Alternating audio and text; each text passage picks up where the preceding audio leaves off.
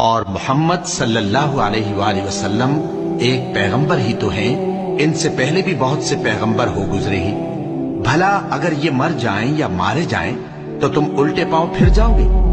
اور جو الٹے پاؤں پھر جائے گا تو اللہ کا کچھ نقصان نہیں کر سکے گا، اور اللہ شکر گزاروں کو بڑا ثواب دے گا۔ اور کسی شخص میں طاقت نہیں کہ اللہ کے حکم کے بغیر مر جائے،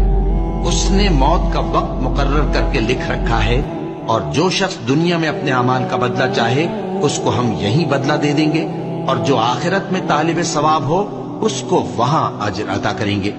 اور ہم شکر گزاروں کو ان قریب بہت اچھا صلہ دیں گے۔ اللہ تک نہ ان کا گوشت پہنچتا ہے اور نہ خون، بلکہ اس تک تمہاری پرہیزگاری پہنچتی ہے۔